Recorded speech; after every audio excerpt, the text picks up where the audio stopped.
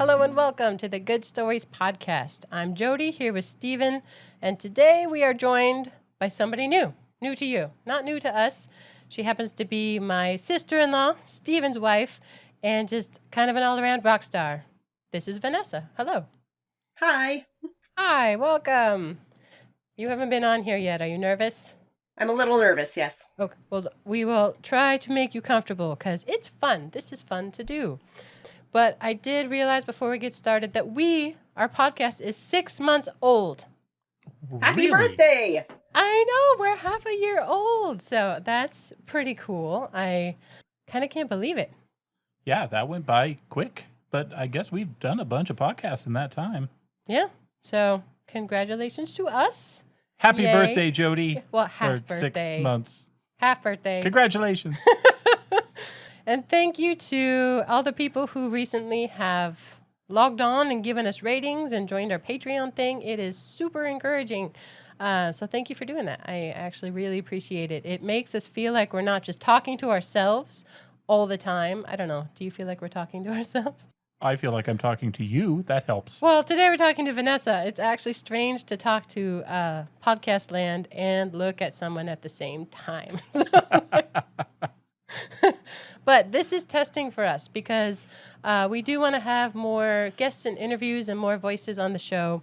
And so Vanessa very kindly has agreed to join us and help us figure out the crazy technology wizardry that is new to me. And let's see how it goes. So when people come on, my idea, you can disagree with me, brother, but I think it'd be really good to kind of have two goals. One would be to learn a little bit about your story, Vanessa, and two, to have you share a story that means something to you and kind of the why behind it.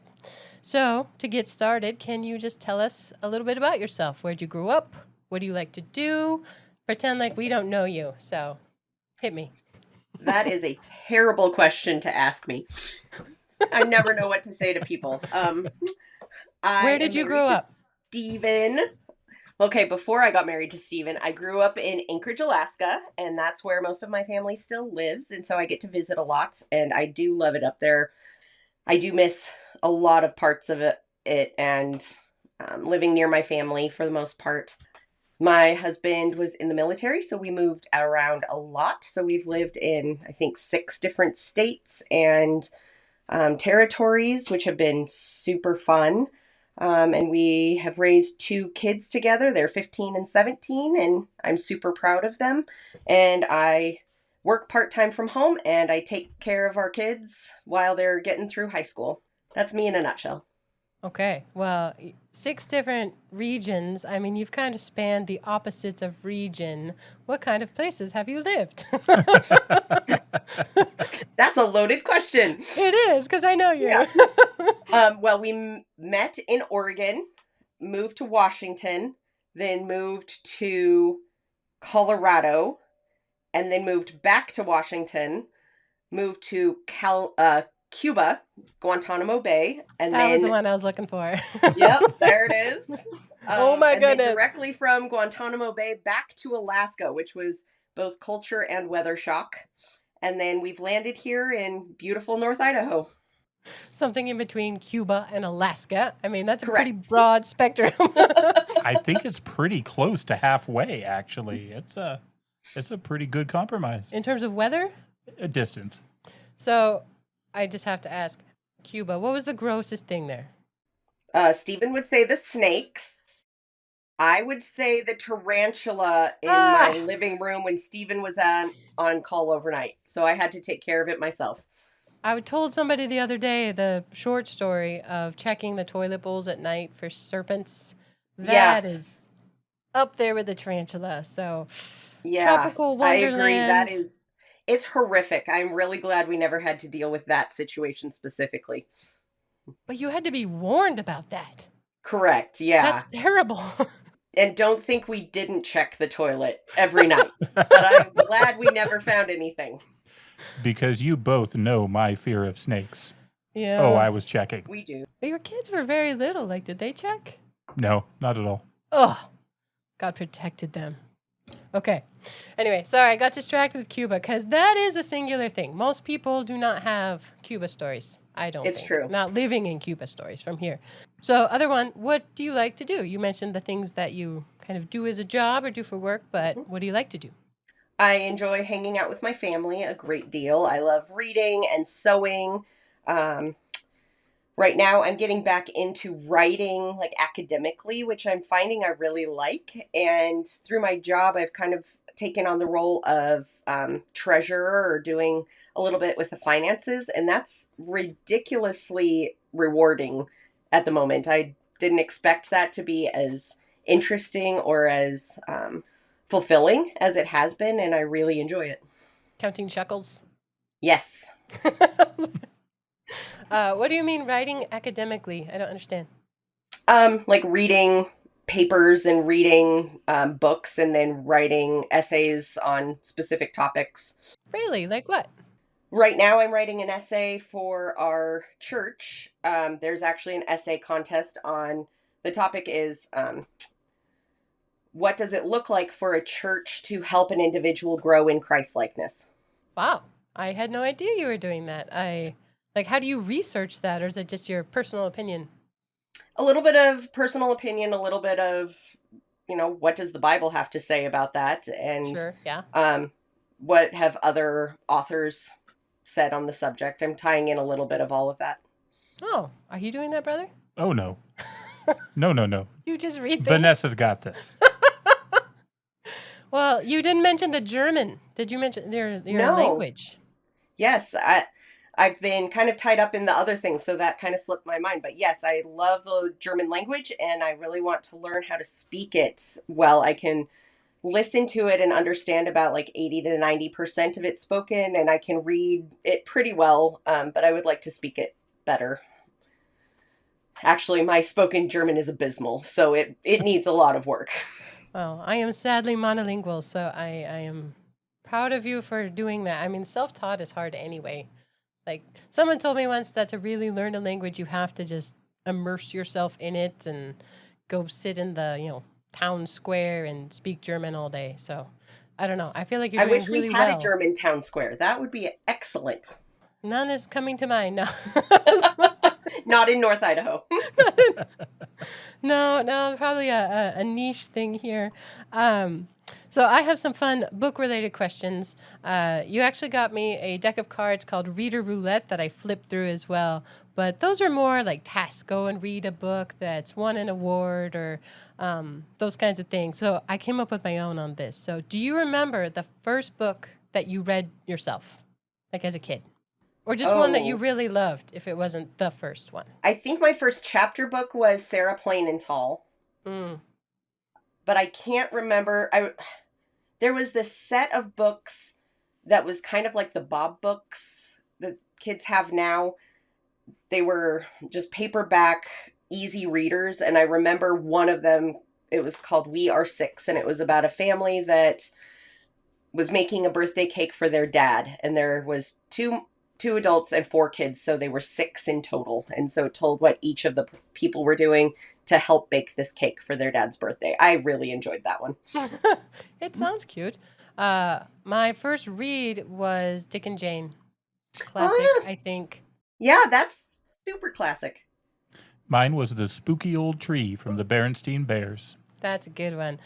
Stories I just loved from when I was really little. Princess Furball that I got at a Riff thing at school. Do people remember Riff? Reading is fun, RIF. Did you have those in Alaska? I was homeschooled until 7th grade, so I missed out on all those cool reading things at school. I feel like your mom would still have known about them if they happened, but they were events where you got to pick out a free book. It was great, and it was to encourage kids to read, I think. And yeah, I got Happy Birthday Moon one year. It's the sweetest book. The moon has a top hat. It's adorable. I love that. The other one was Princess Furball, which is just a great fairy tale. Is Princess Furball an animal? No, she is going to be married off by her mean dad, as is super common in fairy tales. Why do they do that all the time? But she basically demands certain treasures and like all the spices in the world, and like a coat made from the furs of 1,000 animals, and all these different things.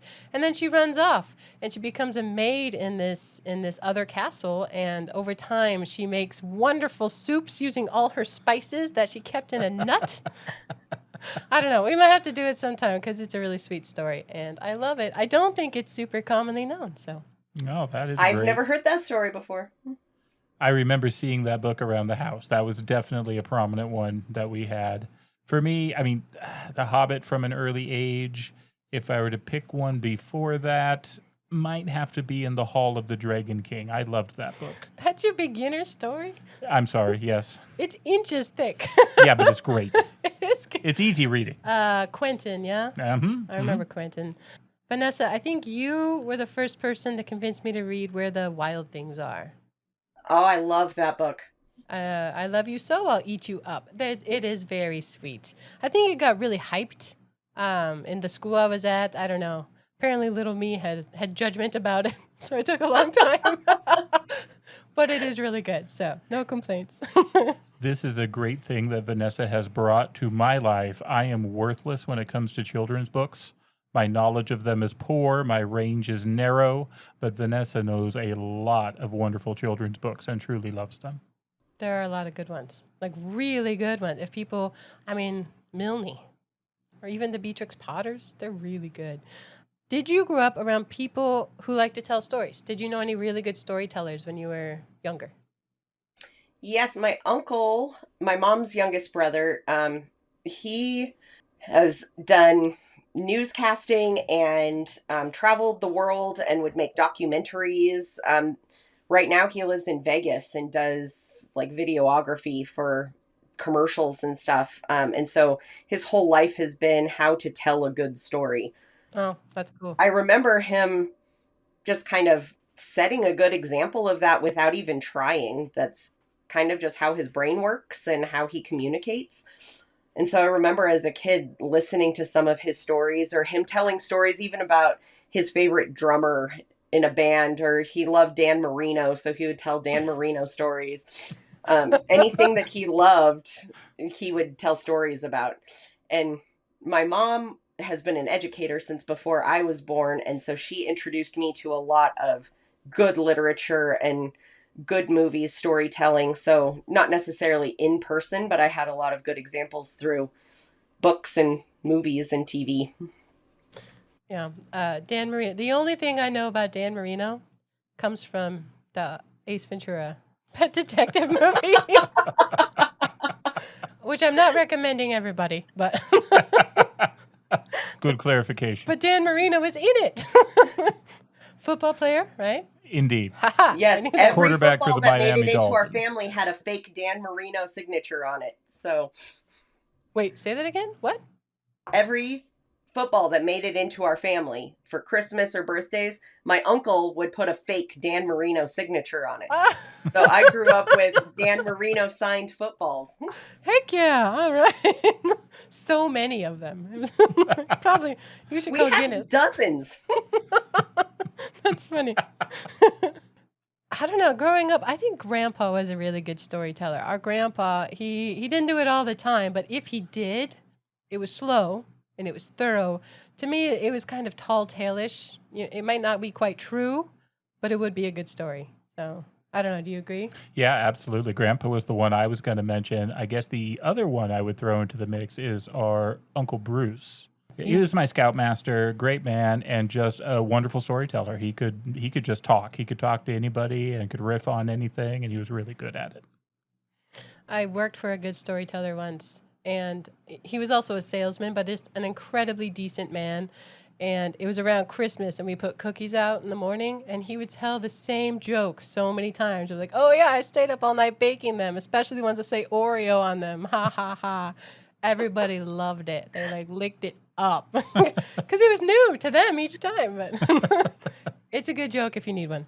Anyway, when you do pick a book, I know you read a lot, but how do you decide what to read next? Is there anything specific? Like, do you go just from the cover or the topic, or how do you decide what's coming up?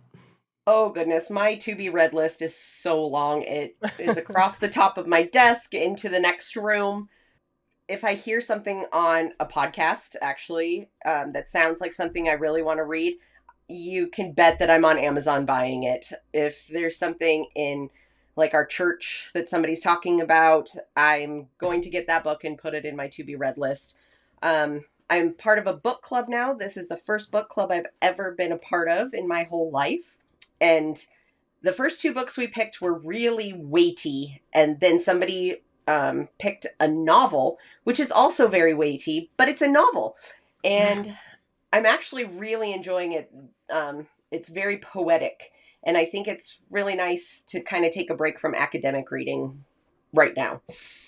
And I also just picked up a book at the library that was in the library sale bin that just looked kind of fluffy and fun. It's a take on British aristocracy in a cheeky way. So I'm interested to read it and find out if it's actually cheeky. If it's really cheeky. Yes. I was just at bookstores, and I did see a Stanley Tucci book come out that made me think of you. Have you read that one? I have it. That is actually in my list, or my books that is sitting there in the midst of being read. I'm about a quarter of the way through that one. So I know him as an actor, but I think you guys watched a show. What have you watched with him lately that came from? Oh, Stephen, what's the name of that show? Something about Italy. Searching for Italy?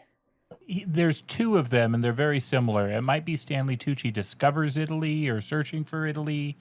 Searching for Italy, I think, is the first one, and then the second one has a different title. I can't remember. But he just travels through Italy, trying food and talking to people. And what I love the most about that is he allows people to tell their stories, and he values them as people with history and a contribution to the Italian culture. And he really brings that out and highlights what they're adding to their community. I really love it. I could see him being excellent at that. He is. So that, I think, is really why we're having you on today, because I know this wasn't top of your list to do, and I do appreciate your willingness to do it, because it is a different kind of thing. But I think so many people have a story to tell, whether or not they're good at it. I would love for our podcast to be a platform that someone who wants to tell a story, even if they're not practiced at it, professional at it, can come share something. So I don't know. I didn't ask you about it, Stevie. So I'm on board. I hope you are. I approve. Because that's the thing. So like, even if you don't have a story of your own that you think is worth sharing, everybody's heard one. You know, something that they carry with them that's meant something to them. So anyway, some backstory, for kind of why we're doing this.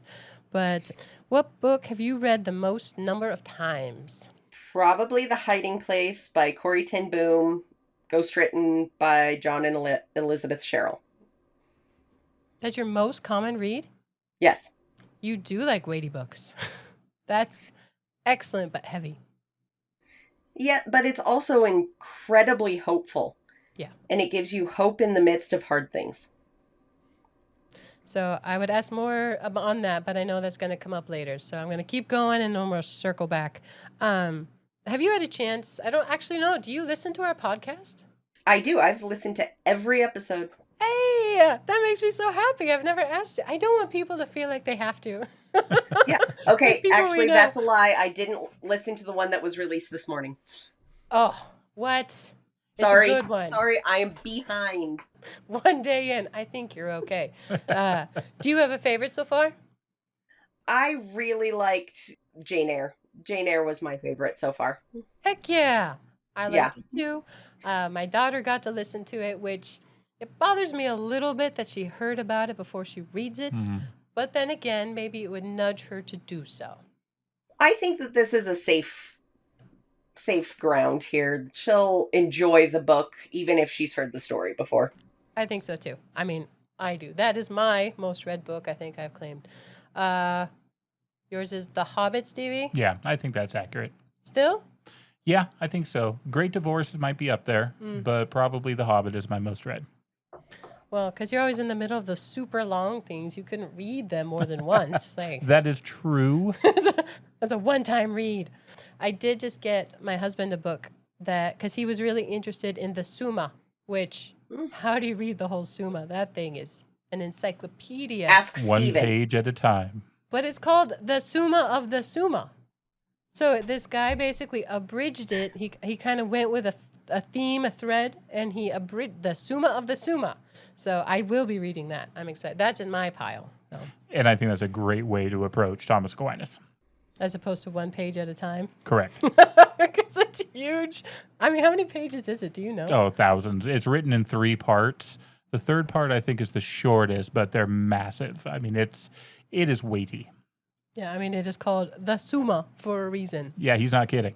He meant it. Anyways, is there a story that, like, when people get to know you, you tell all the time? Like, I feel like I said, I'm like, I can't remember if I already told you this because I've told it to other people. Do you have a story that you want to tell? Like, it just comes out all the time. It's usually about little kids, I think, doing funny things. Most of mine are about little kids. I think ridiculous things. One that I tell a lot is about your little cousin. I had hurt my back and I was laying on your couch and your neighbor came over to play with your kids and they were all playing upstairs. And then the neighbor kid came down and said, excuse me, the small human upstairs told me I could play with this car. Is that okay? I was like, of course, if the little human upstairs told you that you could play with this car, you can play with it. If the small human says so. He was very polite. He didn't want you to mistake it for like a cat or something. Right. I think he just genuinely couldn't remember your son's name. And so he was like, the small person upstairs, that guy. I feel like little boys categorically can't remember other people's names. They're like, it just doesn't come up ever. Yes, little boys. Yes, all boys, maybe. Well, our daughter was really bad too. She had a best friend when we lived in Guantanamo Bay that they saw each other every day. And one day, probably 2 years in, she's like, Mom, what's that girl's name that has brown hair that we go to her house a lot? It's like, do you mean Grace, who you see every day? Oh, yeah. I don't know. Yeah. Is that her? We don't know. I could see her saying that, actually. All right. So kind of getting towards a story that you want to share. I'm curious, like the books and the stories you've read or heard, how have they shaped who you are? Like, have they shaped hobbies that you have or just things you think about, or what does it make you think of? Well, on a lighter side, watching a certain movie, and I'm not sure I want to admit that I've seen this movie, they wake up in the middle of the night and they just decide to make pancakes. And so she pulls out all the ingredients to make pancakes, not a pancake mix. And I thought that is the coolest thing ever. And so I deliberately went out and learned how to make pancakes from scratch. And so since my kids were little, I've just been able to make pancakes from scratch. So that was definitely inspired by a story that I watched. I think a lot, those stories kind of shape who I want to be and what my character should be. The things that resonate most with me are characters that have attributes that I really admire and that I would like to be like. The first one that comes to mind is Hans Huberman in The Book Thief, where he is very, very patient and kind with a scared and traumatized child, and he just sits with her. He's just there. I think the line is something like, it's the art of just being there. I thought that was very, very beautiful, and that has really stuck with me. And other characters are similar. Mother Superior in Call the Midwife is one. Absolutely. Yeah. Where she touches people's hands. Yes. That I always really admired that. It doesn't matter who, where she will touch them, no matter what she thinks of them or what they look like. She will literally touch them, and it is really beautiful. Absolutely. She is definitely a good character to emulate. or at least parts of parts of the way that she is written. Yeah, The Book Thief is an excellent book. We might have to do that one at some point, but oh, the weeping. Oh, the weeping. And I think it might take you like 4 episodes because it's a long one. You know, that's been a thing with the longer ones. We've been trying to abridge. So like Jane Eyre's a longer book, and we kind of you kind of have to pick. That's why it's not the same as reading it at all. Correct. Because you do squitch it together. Squitch it. Squitch it. I heard it. I like it. I'm going to use that from now on. I'm going to squitch it. All right. So I prompted Vanessa ahead with this question a little bit, but in essence, what's a story that has shaped your life, whether it's a book you've read or history or even family, that's really important to you, that you carry with you, that I'm hoping you can share with us today? I mentioned it earlier. It's Corrie ten Boom's Hiding Place, and actually that's expanded to include a lot of her other works.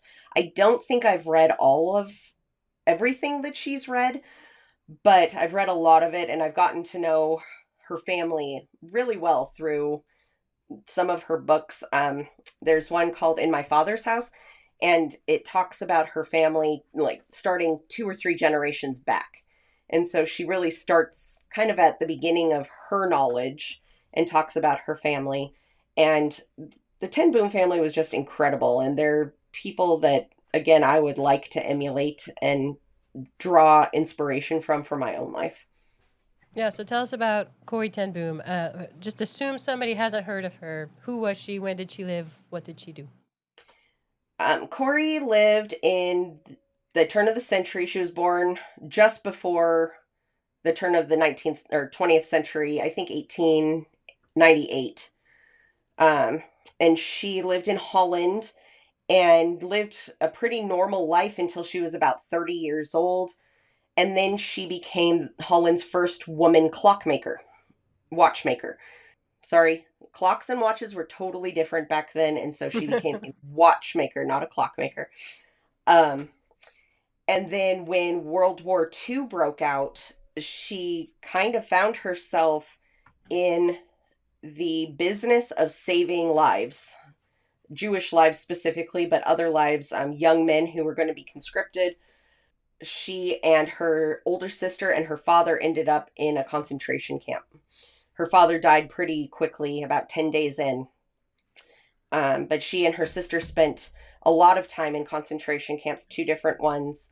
Her sister ended up dying, and then she was released on kind of a error. They made a mistake with her paperwork and released her when they shouldn't have.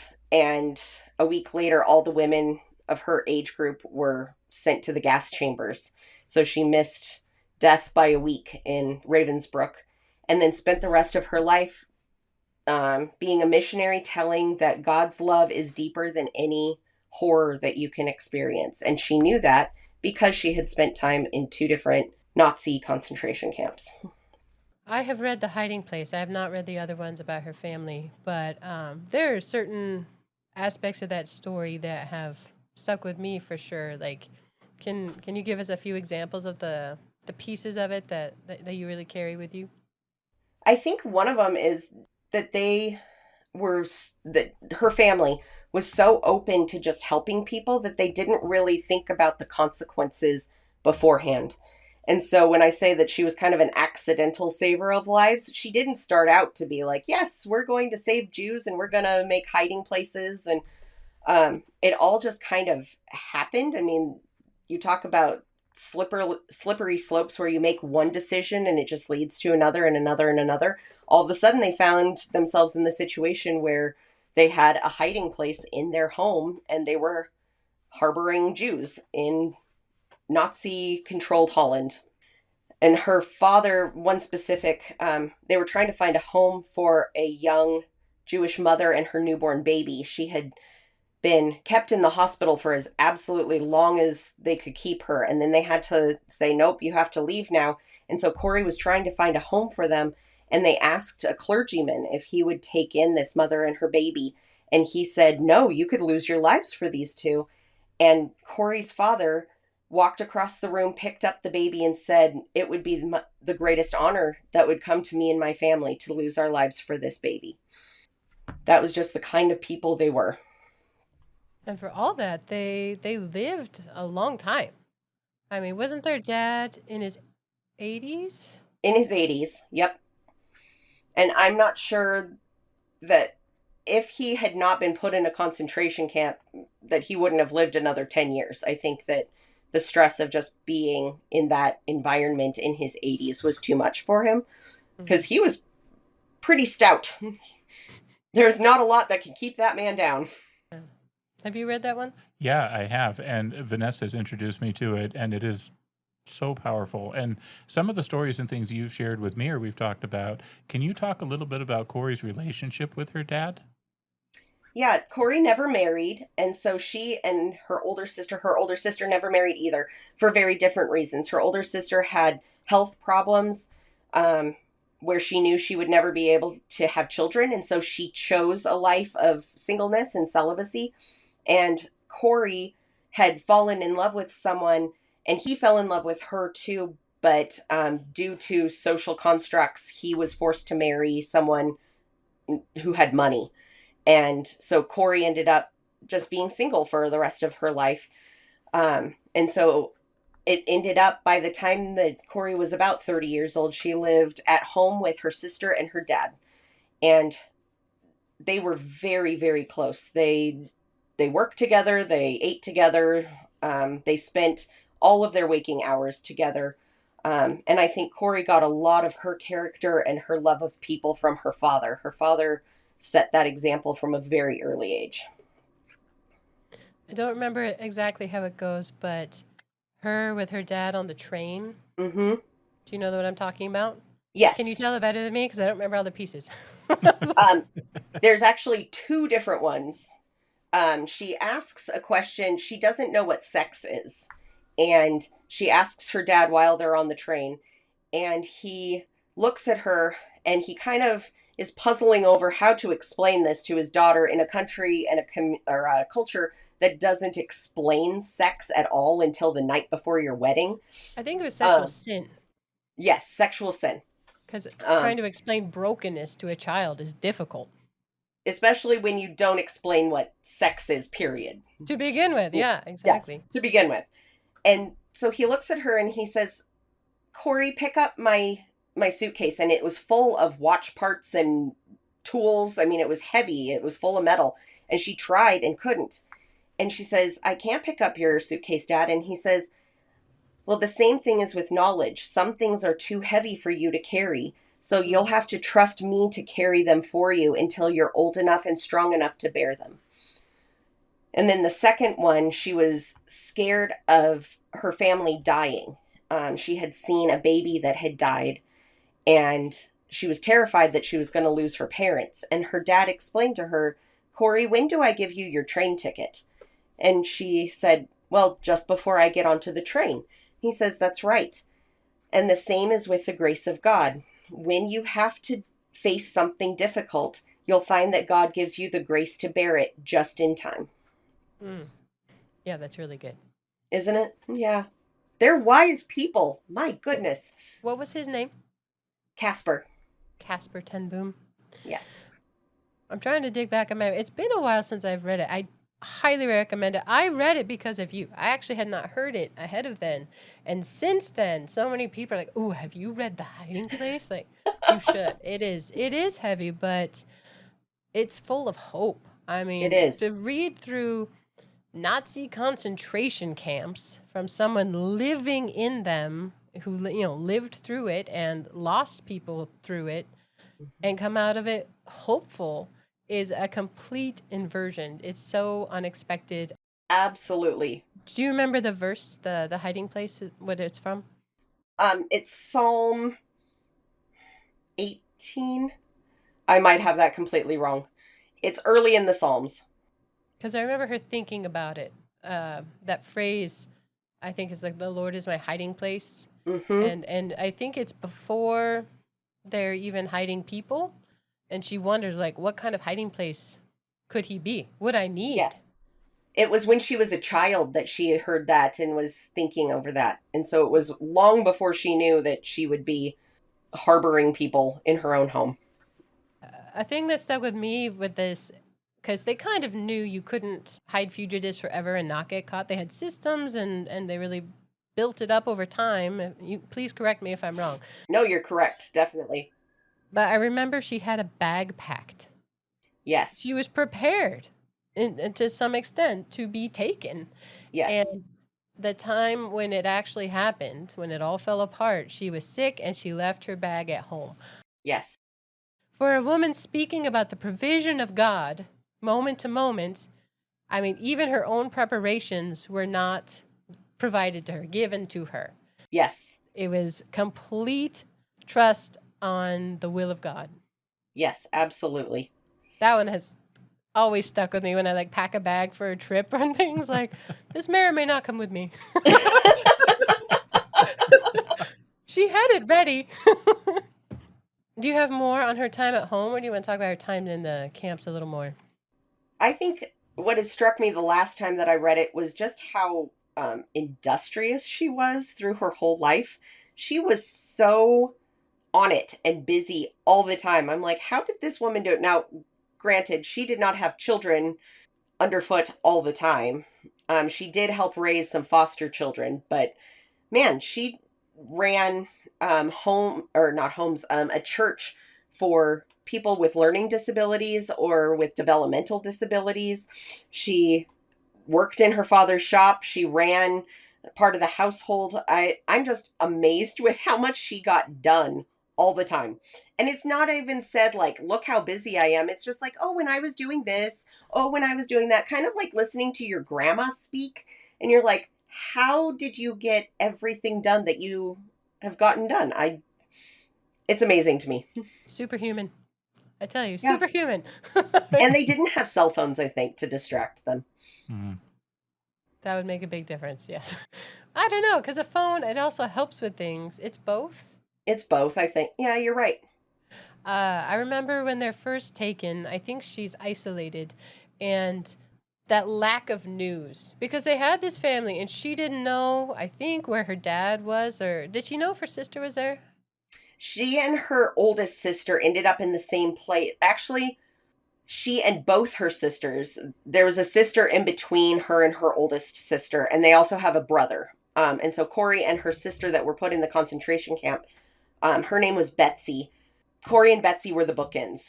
And then in the middle were Willem and Nolly. And Corrie and Nolly and Betsy were all put in the same concentration camp together. But Nolly was released because she was found to not have anything to do with the secret operation that was going on. So Corrie did know that Betsy was there with her. They were just separated. Yeah, so what are some of the things that her and Betsy go through, and how did they handle it? In the first concentration camp, it was actually more just like a prison. They were in concrete cells with up to 5 other women. They talk about it being 4 steps front to back and 2 steps side to side. So having 5 women, 6 women in a cell that size was close quarters, and they never left it. And Corrie was put in solitary confinement because she was arrested when she was sick, and they thought that she was contagious and didn't want to infect other prisoners. And so she was isolated for a while. And then that concentration camp was shut down because the Allied forces were coming, and a lot of the women were moved to Ravensbrück in Germany, and Corrie and Betsy were able to like find each other en route and stay together until Betsy died. At Ravensbrück, they were on work details. They eventually both made it onto the knitting detail, where they would stay in their, what do you call the huge warehouse where they just shove thousands of women? Dormitory? Sure. Warehouse? Yeah. They were able to stay at their warehouse during the day and knit socks for the Nazi forces. And they found out that the soldiers, the women soldiers that were in charge of guarding them during the day wouldn't come into the warehouse at all. And they had no idea why. And then after months of being there, they found out that it was because the whole place was crawling with lice, and the soldiers didn't want to get infected with lice, and so they wouldn't come in. So what that actually did was provided a sanctuary that was soldier free for Corrie and Betsy to talk to the other women, give them hope, talk to them about Christ and God and how he was there and present with them in the concentration camps. And it became a blessing in disguise to be in the midst of lice and be able to give people hope. I do remember that, because when they get there, Betsy's like, no, we need to thank God for this. And I think it's Corey's like, no, there's nothing good about this. And she's like, okay, fine. Thank God for the lice. Thank God for the lice. I guess. And yeah, when they figure it out that that's why the soldiers couldn't come in, I think I picture her sister kind of buzzing with happiness, like, I told you. There was a reason. They are so sweet, though. They had a Bible, or at least a New Testament. They did. How did they get it? I don't remember. Corrie went to see a doctor when she was first arrested, and the nurse there was sympathetic and got her needles and thread and soap, and Corrie asked for a Bible, and instead of a full Bible, she was given the four Gospels in four small volumes. And then somehow along the line, they ended up with a full Bible. And so they were able to have church services in their warehouse. They would ask people of all different Christian faiths to lead hymns and to say their prayers. So there were Catholics and Reformed. Corrie and her sister were part of the Dutch Reformed Church. There were Baptists. And so they kind of made this hodgepodge of a church of all the believers that were together in this concentration camp. Well, and languages. Yes, like and the languages. Translations through the crowd for everybody who spoke different languages. Yes. And, I mean, it gives me chills, really, to imagine that kind of hope and praise and worship in the midst of a Nazi concentration camp where people not just die constantly, but are tortured and killed constantly. Yes. I mean, it is Yes. extremely poignant. Absolutely. I think that's probably the best living example of what heaven's going to be like, where it doesn't matter which denomination you are a part of, you are all worshiping the same God together in earnest. The differences really don't matter at that point. Brother, do you remember any parts of it that have stuck with you? Many. I mean, before they went to the concentration camp, can you talk to us a little bit about the watch faces and the brands and how they use that to save people? Yeah, their code system was watches instead of people. And so if they had a Jewish man who was very Hasidic and had all of the traditional features of a Jewish person, they would say they had a watch with a old-fashioned watch face. Or they would say, we have a child's watch that needs something, a mainspring, and that means that a Jewish child needs a home. So they had this whole system worked out where they used watches as covers for people. Yeah. The other thing I'd love to hear about is talking a little bit more about Betsy, because Corrie ten Boom is the one that survived everything, but when she spoke, the way she talked about her sister was just beautiful. Can you speak a little bit more about her sister? Yeah, Betsy seemed to just have a deep and abiding, real and constant relationship with Jesus. He was there all the time. She spoke to him as if he was sitting in the room with them. I mean, obviously he is, if you are a believer in Christ. But to live that out on a day-to-day basis, Betsy absolutely did. And toward the end of her life, Corrie talked about how the veil between heaven and earth for Betsy seemed to be gone. And she was talking as if she could see heaven and what earth could be in Corrie's lifetime. And so she would talk about things that Corrie and her would do together. But obviously, she didn't do those things with Corrie because she died in the concentration camp. But I really think that God gave her visions of some of the work that Corrie was to do later in life. So her whole countenance was just sweet. She loved people. She loved helping people. She kept a pot of soup simmering on the stove so that policemen and postmen and errand boys could stop in for something warm to drink and to shake off the Holland winter chill through the whole winter. She would make up baskets for old men and young mothers and babies. She was just a very, very kind and genuine person and knew what to ask and make people feel appreciated and seen and loved. And then within the concentration camps, there's story after story. And yes, please, everyone read this book. It is stunning and incredible. But I remember one story about a bottle of vitamins. Did you remember that one? Can you share Yes. that one? Corrie was given a bottle of, it was called Vitamon. I think it was just a concentrated vitamin tincture. And she would put 1 drop of the vitamins on her sister's morning bread to keep her strong. And other people kept asking, oh, we need that too. We need that too. And Corrie was tempted to be selfish with it because obviously her sister wasn't a strong woman to begin with and needed that to stay strong. And she just knew in her heart that she couldn't keep a gift that she was given from other people. And so she kept using it, and the bottle never ran out. It kept going and kept going until one day, one of her friends who was on detail in the hospital pharmacy stole a bunch of vitamins from the pharmacy and brought them to Corrie to give to her sister and the other people around them.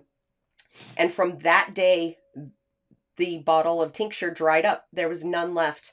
And so God had provided enough vitamins for people until they got more. That makes me think of Lucy in The Lion, the Witch, and the Wardrobe. Oh, yeah. With the Yes. tincture. I Yes. always wondered how she'd decide who'd get it or not, because that's a lot of responsibility. But maybe it was like that, where there was just enough for however, many were hurt on the field or the provision like that. But, I mean, this is a real woman. These are real people. They really lived this. This is not fiction. And her story is astounding. And again, that she came out of it with hope and spreading the gospel for the rest of her life. I read just today, I looked her up real quick. Maybe you know this already. I did not. The date that she died was the same as her birth date. And apparently in Jewish tradition, that means something exemplary, a very special person, when your death day and your birthday match. Oh, I had no idea about the Jewish tradition. That's amazing. Yeah, I was just this little trivia about her that I hope it's true because I love it. I think it's great. So because she is wonderful, and I think you're totally right. It stems so much back to her family relationships. I mean, just listening to her dad speak on things, even his sermons. I mean, the man understood what truly mattered, and he knew where he was going. I remember they cried when he died, and I thought they were sad, but no, they cried out of joy that he would not have to suffer going to Ravensbrück. Yes. And you have that kind of confidence and hope in where your loved ones go. It changes everything. Yes. So do you remember when you first learned of Corrie? I don't, actually. My daughter asked me the same question today, and I thought about it for a while, and I cannot remember the first time I learned about Corrie ten Boom. She's just such a part of my life now that I can't imagine not knowing. Well, and again, you're totally where I learned of her at all to begin with. I have A Prisoner in Yet in my to be read pile. Highly recommend that one. Is it different? It's the same story as The Hiding Place, but told exclusively by Corrie ten Boom. It's Oh, not co-written by the Cheryls. And so it actually has a completely different flavor and tempo. Um, if you've read anything else by Corrie, she has a very distinctive way of telling stories. And A Prisoner and Yet is in her storytelling method rather than John and Elizabeth Cheryl's. why did she have a co-writer? Do you know? I think they probably approached her. They approached a lot of people that were exemplary while they were doing this kind of work. They also did God Smuggler with Brother Andrew. And I'm sure they've done others, but those are the only two that I've read personally. Mentioning Brother Andrew, can you talk about Corrie and Brother Andrew? Later in her life, she knew that God was asking her to go to Vietnam. And she had a companion, a young woman that would stay with her and help her do things. She was getting older. She shouldn't be by herself. And her companion was about to be married, and her fiance said, "No way, Jose, you're not going to Vietnam." And Corey's like, "All right, well, God will send somebody else."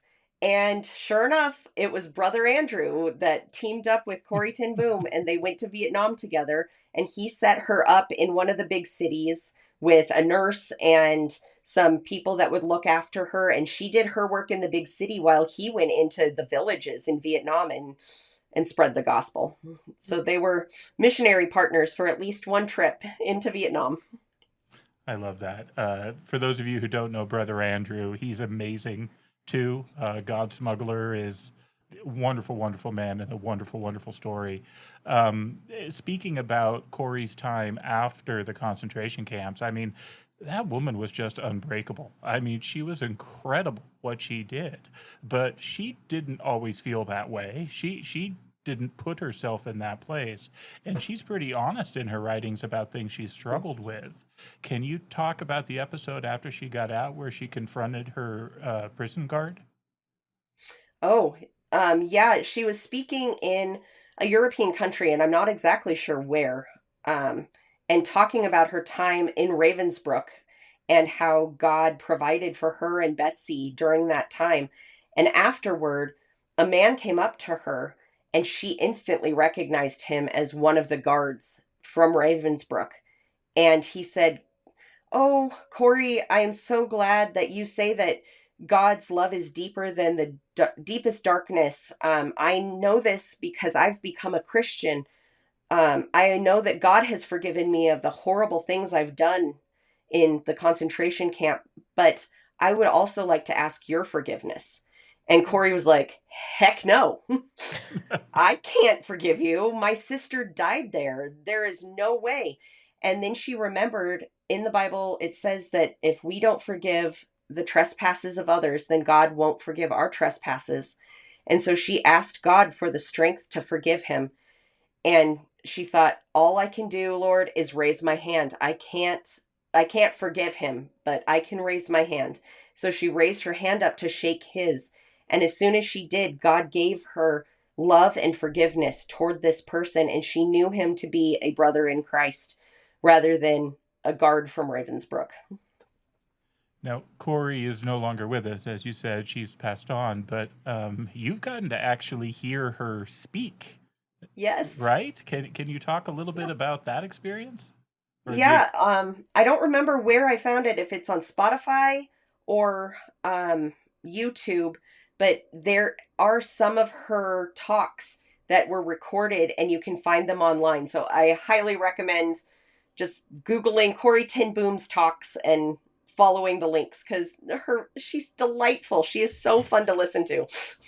So you mentioned YouTube, just looking up Corrie Ten Boom, but if someone were to read The Hiding Place, for instance, for the first time, what would you hope that they take away from it? I think just her story that no matter what happens in life, wherever life takes you, God is there with you and there is hope. That there is always something to hope in. I mean, we can't imagine everything that she has gone through. And so to be able to take some of those lessons that she took and apply them to some of the things we're going through in our lives should be easier should be. But I think she's very clear about what her message was, that there is always hope, that God is always with you, and God's love is deeper than any darkness that you can face. A pastor once said that, if you're having a hard day, you can go read Job. It will silence you because his day was worse. I I I think reading The Hiding Place is a little bit like that because she went about as low as you can go without dying on Yes. this side of heaven, and saw some of the worst atrocities that people could choose to do, and came out of it hopeful. So amazing. So YouTube is one place, but where would you recommend people go if they want to learn more about Corrie, or are there other titles? You mentioned a family book. What are those if people want to learn more? If you like The Hiding Place, I recommend reading A Prisoner in Yet. And then the sequel to that one is God's Tramp, or Tramp for the Lord, sorry. Tramp for the Lord. If you want to learn more about her family, In My Father's House is a good place. And then she has a bunch of books that are basically her talks, her sermons that she compiled as she traveled around. I find some of them to be very powerful and interesting, and some of them are, I have to think about a little bit. Like, I think this comes from her Dutch Reform background. And it's not exactly Okay. the way that I interpret the Bible, but it's good to think about and ponder. So those are good too. They're just less stories. They're more of her writings. You are my hiding place. You shall preserve me from trouble. You shall surround me with songs of deliverance. Psalm 32:7. And with that, we'll turn the page. We hope you join us for the next chapter.